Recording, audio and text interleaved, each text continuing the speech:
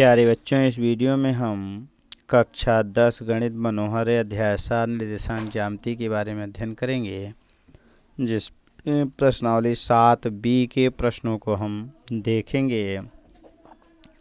प्रश्न संख्या 12। 11 तक के प्रश्नों को हम पीछे के लेक्चर में देख चुके हैं। इस वीडियो में हम प्रश्न संख्या 12 से देखेंगे। दिया है त्रिभुज ABC के शीर्षों के निर्देशांक क्रमशः -1 3 -3 2 एवं 5 -1 हैं। तो शीर्ष A व B से खींची जाने वाली माध्यिका की लंबाई ज्ञात कीजिए। तो यहाँ आ जाएंगे हम हल।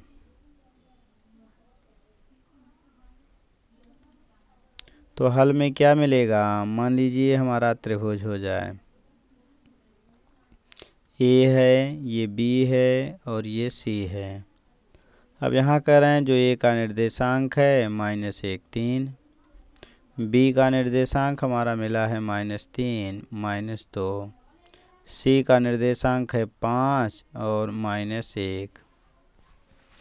अब यहाँ पर दो माध्यिका, एक A से माध्यिका यहाँ पर आएगी, तो ये मध्य बिंदु होगा। मान लीजिए ये बिंदु हमारा D हो जाए और एक B से माध्यिका जाएगी, तो यहाँ पर हमें मध्य बिंदु चाहिए E। तो हम क्या करेंगे? पहले D और E के निर्देशांक ज्ञात करेंगे। तो D का निर्देशांक, तो मध्य बिंदु के निर्देशांक का सूत्र लगाएंगे। तो D बिंदु जो हमारा है वह B और C का मध्य बिंदु है, तो इसलिए हमारा बन जाएगा -3 और +5/2, यानी x1 + x2/2। y1 माने -2।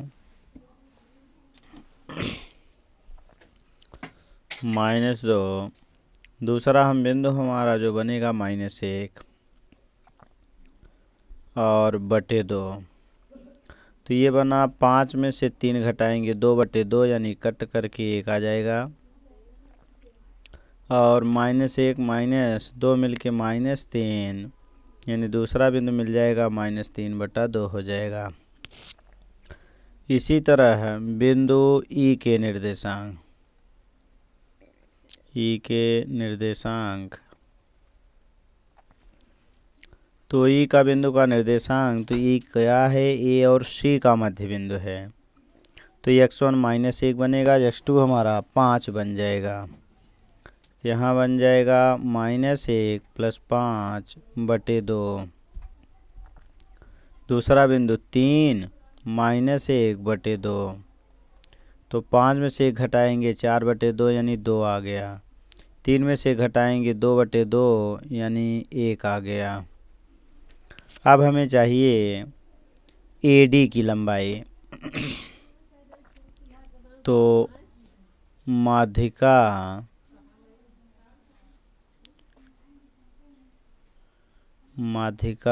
AD बराबर, तो AD की लंबाई माने अंडर में, यानी हमारा D बिंदु का निर्देशांक मिल चुका है 1 -3/2। A बिंदु का, ये इसको हम अभी x1 y1 मानेंगे, इसको हम x2 और y2 मान लेंगे। तो अंडर में x1 - x2 का होल स्क्वायर, x1 माने -1 और -x2 माने -1, प्लस y1 माने 3 और y2 माने -1 यहाँ से मिल जाएगा, तो माइनस प्लस हो जाएगा 3/2, यानी मिल गया हमारा अंडर में। -2 का वर्ग करेंगे, 2 दूनी 4 और 3 दूनी 6, 6 3 9/2, तो 9 9 81/2 दूनी 4। अब ये हमारा मिल गया, फिर ये गुणा करेंगे, 4 चौक 16 + 81/4 का वर्गमूल निकालेंगे तो 2 आ जाएगा। तो 6 और 1 मिला के 7 हो गया, 8 और 1 मिला के 9 हो गया, और /2 यानी 1/2 बाहर हो गया। बाकी ये हमारा अंडर में हो गया। मात्रक या इकाई, एक आंसर ये बना। दूसरी माध्यिका यानी माध्यिका। हम BD यानी BE ले लेंगे। तो BE का मतलब ये B वाला x1 y1 और ये हमारा बन जाएगा E का निर्देशांक हमने निकाला है 2 और 1। तो ये x1 y1 ये x2 y2 बन जाएगा। तो हमारा मिला x1 माने -3, ये x2 माने -2 हो जाएगा। y1 का मान हमें मिलेगा यहाँ से -2 और y2 का मान मिल जाएगा 1, तो -1।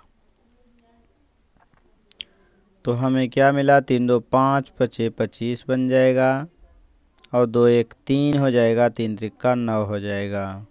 तो कैंडी में 34 मिला। यही हमारा आंसर बन जाएगा, मात्रक या इकाई। तो एक आंसर यहाँ मिला और एक आंसर यहाँ मिला था हमारा, दोनों माध्यिका की लंबाई बन गई। प्रश्न संख्या 13, बिंदुओं A-2 2 B2 8 को जोड़ने वाले रेखाखंड AB को 4 बराबर भागों में विभाजित करने वाले बिंदुओं के निर्देशांक। तो यहाँ हमारा बन गया निर्देशांक ज्ञात करना है। तो मान लीजिए हमारा जो बिंदु है ये हो गया, रेखा से समझते हैं। A का निर्देशांक दिया है -2 2 और ये हमारा बिंदु B हो गया। B का निर्देशांक है 2 और 8। अब इसका 4 टुकड़ा बनाना है, तो 4 बराबर भाग। तो इसका मतलब ये हमारा एक बिंदु मान लीजिए P1 हो जाए।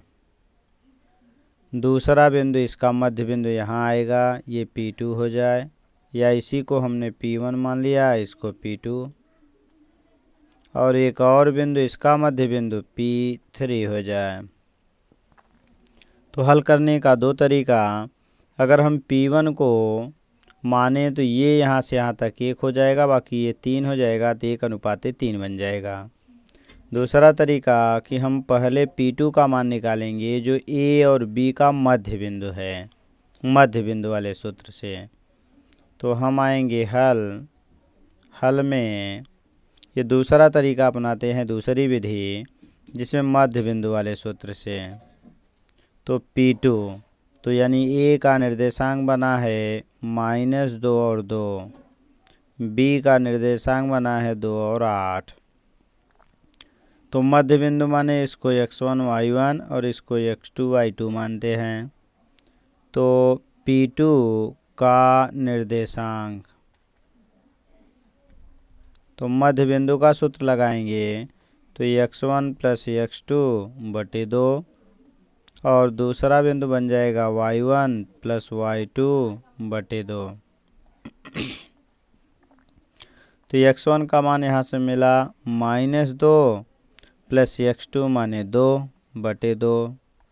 दूसरा y1 का मान मिला 2 और y2 का मान मिला 8 बटे 2। तो 2 में से 2 घटाएंगे, 0 0 बटे 2 यानी 0 आ गया। दूसरा 8 2 10 में 2 का भाग दे देंगे, 5 आ जाएगा। तो एक बिंदु हमारा जो P1 वाला था ये आंसर मिल गया, ये सॉरी P2 वाला। अब आगे आ जाएंगे, P1 का मान निकालेंगे, तो यहाँ का निर्देशांक हम पा चुके हैं 0 और 5।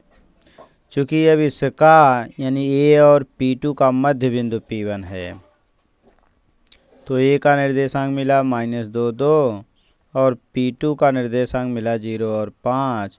अब इसका मध्य बिंदु चाहिए, तो P1 का निर्देशांक, तो P1 का निर्देशांक ज्ञात करने के लिए हमें मध्य बिंदु का फिर सूत्र लगाना होगा।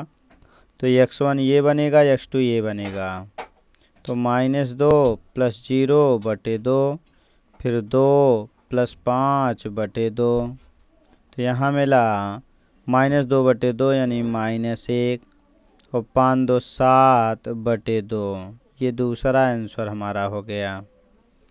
फिर आगे आ जाएंगे, हमें यहाँ का निर्देशांक मिल चुका है -1 और दूसरा मिला 7/2। अब P3, तो P3 निकालने के लिए फिर हमें चाहिए P2 और P2 का 0.5 और B चाहिए, B का निर्देशांक 2 और 8 है। फिर P3 निकालने के लिए मध्य बिंदु चाहिए, P3 का निर्देशांक, तो P3 का निर्देशांक हमें क्या मिलेगा, फिर पहला यानी x1 + x2/2 अर्थात 0 + 2/2, दूसरा 5 + 8/2, तो 2/2 काटेंगे तो 1 आ जाएगा, 8 × 5 = 13/2 हो जाएगा दूसरा बिंदु। तो हमारा ये अगला आंसर बन गया। तो इस तरह से जो 4 टुकड़ा बना रेखाखंड में उनके निर्देशांक हमें मिले क्रमशः। तो पहला बिंदु हमारा बना क्या, ये P3 वाला था, यानी 1 और 13/2 हो गया। तो पहला बिंदु हमारा मिला -1 और 7/2।